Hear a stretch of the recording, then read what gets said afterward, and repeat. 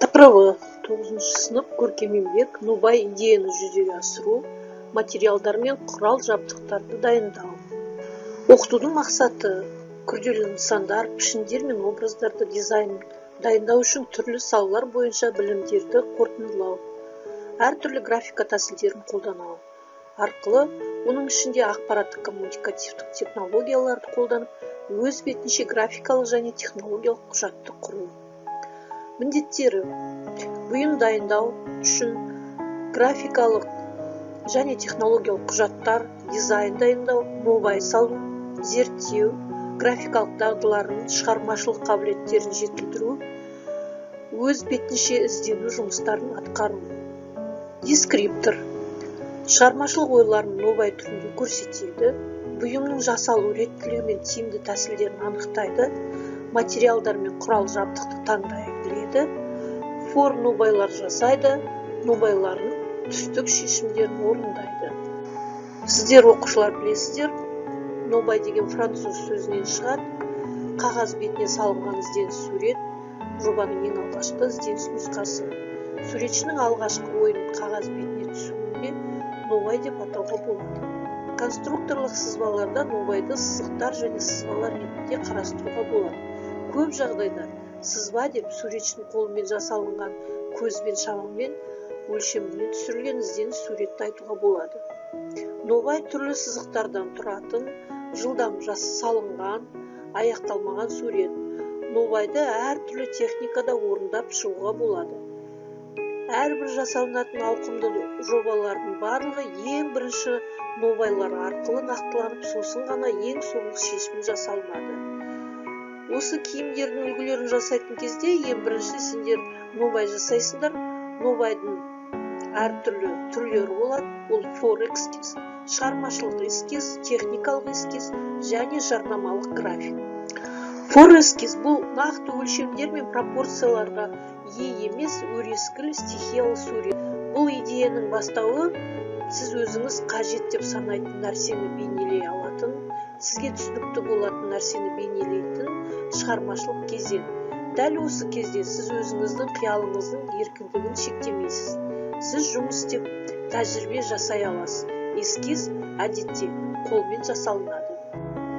Шығармашылық эскиз киімнің жалпы формасын ғана емес, сонымен қатар оның жеке элементтерінде егжей-тегжейлі сызған модельдер немесе коллекция бейнесі болып есептелінеді. Мысалы, мына суретті эскизді қарап отырсаңдар, формасы көрсетілген киімдердің және де қандай маталардан жасалынатын, оның түстік ерекшеліктерді, қандай элементтері бар, міне сондай нәрселерді көрсеткен. Техникалық эскиз бұл өнімді көрнекі түрде бейнелеу үшін модель жасау процесінде қолданылатын иллюстрацияның маңызды түрлерінің бірі. Ол силуетті, пропорцияны, конструктивті шешім мен бөлшектерді дәл жеткізеді және бір мағынаны білдіретін ұқыпты сызықтарды ұсынады.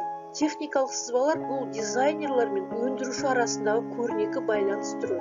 Олар коллекцияны жобалау, жасау, модельдің техникалық сипаттамасы және маркетингте, каталогтарда және баға белгілерінде бүкіл тігін өндірісінде кеңінен қолданылады.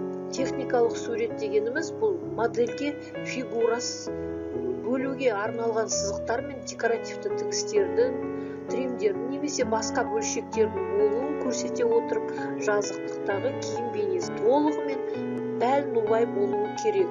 Мына суреттерді қарап отырсаңдар, пиджактың, оның ішкі астары да көрсетілген, костюмдердің қалталары, шалбардың сол жағынан артқы, алдыңғы көріністері, жеңінің тігісінің қандай болатыны, немесе белдемшенің драпировкасы қалай орындалатындары көрсетілген. Жарнамалық графика әлеуетті тұтынушылардың назарын аудару мақсатында жасалған графикалық өнімдер. Онда ешқандай техникалық ақпарат жоқ. Заманауи сәндік иллюстрациялар каталогтарда, журналдарда, брошюраларда, кітаптарда және жарнамалық материалдарда қолданылады. Жақсы орындалған иллюстрация көңіл күйді, қатынасты, сұлбаны, пропорциялар мен түсін және модельдің дайын көріністе қалай көрінетіндігін білдіреді. Маркетингте иллюстрация үлкен роль атқарады, өйткені оның мақсаты мүмкіндігінше көбірек адамдарды тарту және сол арқылы брендті жылжыту үшін сатылым коэффициентін арттыру. Маркетингте иллюстрация үлкен роль атқарады, өйткені оның мақсаты мүмкіндігінше көбірек адамдарды тарту және сол арқылы брендті жылжыту үшін сатылым коэффициентін арттыру. Заманауи иллюстрация әйел фигурасын 9-10 басқа дейін ұзартады, яғни пропорциясын өзгертіп жасайды. Қазіргі уақытта дәстүрлі көркемдік материалдардан бастап 3D CAD бағдарламалық жасықтамасына дейін компьютердің көмегімен жобалау иллюстрацияларын жасаудың көптеген құралдары бар. Енді нобайды қалай жасауға болады сабақ уақытында? Оның әртүрлі әдістері болады. Қолдан суретін салып жасау, фэшн нобай үлгілерін қолдану. Фэшн нобай үлгілерін қолданатын кезде сіздер дайын суретті компьютерден басып шығарып алуларыңа болады, сосын оны нобайға қолдануларыңа болады. Сол суреттің үстінен қандай киім үлгілерін жасайсыңдар, соларды бастырасыңдар. Мына жердегі сол жақтағы астыңғы суреттерді қарасаңдар, әйел адамның көйлегі көрсетілген. Екінші түрі ол сәндік дизайнер сызғыш үлгісін жасау. Бұны пластикалық материалдардан, картоннан жасауларыңызға болады. Биіктігін 25-30 сантиметрдей қылып аласыңдар.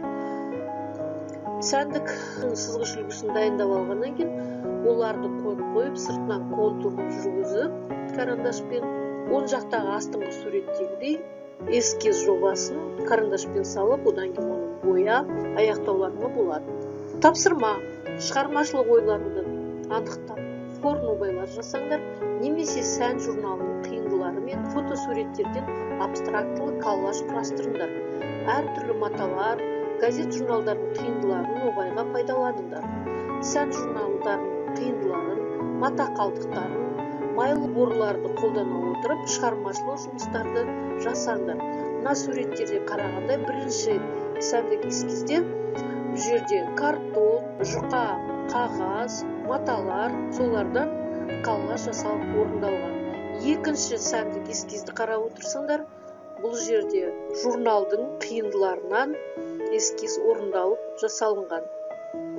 Үшінші жоғарғы қара фондағы эскизді қарап отырсам, бұл жерде газет, журналдардың қиықтарын толық пайдаланып, соларды келтірілген. Және те ең соңғы астыңғы оң жақ эскизде маталардың қиындылары коллаж етіліп жасалынған эскизде.